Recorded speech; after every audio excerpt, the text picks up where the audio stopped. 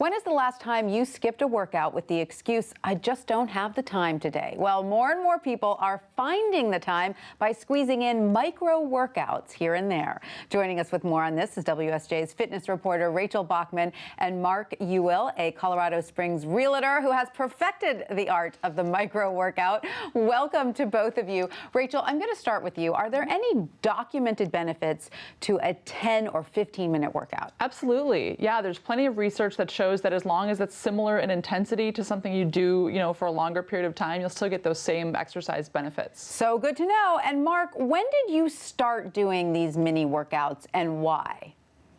Well, I've been working out regularly for some time and just found, especially being busy with business and family, that sometimes I just didn't have the time to do the workout that I wanted to do. And I started saying, there are just days I've got to do something, even if it's something short, even if it's something that may not really do much from a physiological perspective, at least from a mental perspective. I did something that day, and so I count it, move on to the next day. I hear you. I feel that just about every day. So Rachel, this idea is growing in popularity. More and more people are doing this. Tell us about those popular new apps out there that help.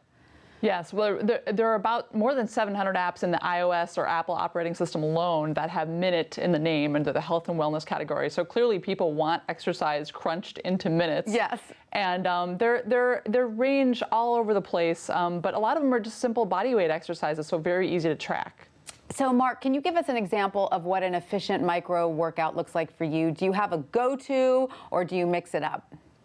I do mix it up, but there are a few that I'll do from time to time. Like, if it gets close to the end of the day and I've got to do something, I might even just hit the floor and do some push-ups or some sit-ups. That only takes a few minutes. I've done something. I work at a model home, so if I'm there at the model home during the day and I have a few minutes of quiet, I haven't done something, sometimes I'll just go in the other room and run up and down the stairs a few times. And that makes a big difference. But Rachel, I want to know how people get around the other time-consuming part of working out, which is the showering and changing your clothes. Because don't these workouts, even though they're short, don't they still make you sweat? Well, yes, especially the high-intensity interval training workouts, which are the ones that are really very popular on a lot of the apps.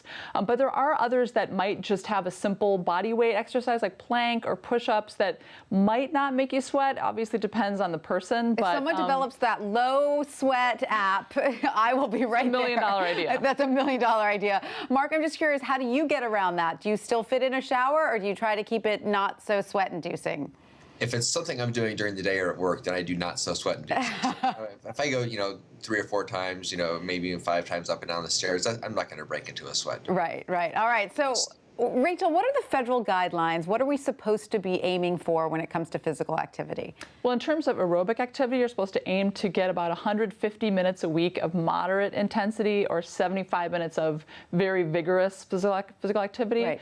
And it doesn't really matter if you break it up into these tinier chunks. In fact, I spoke to someone who said even 5 minutes, if it's fairly intense, can still go toward that 150-minute total. So just start out your day with a little 5-10-minute jumping jacks, squats, and you'll feel better the rest of your day. Absolutely. Right? All right. Rachel, Mark, thanks to both of you so much for that. I think I'm going to give it a try.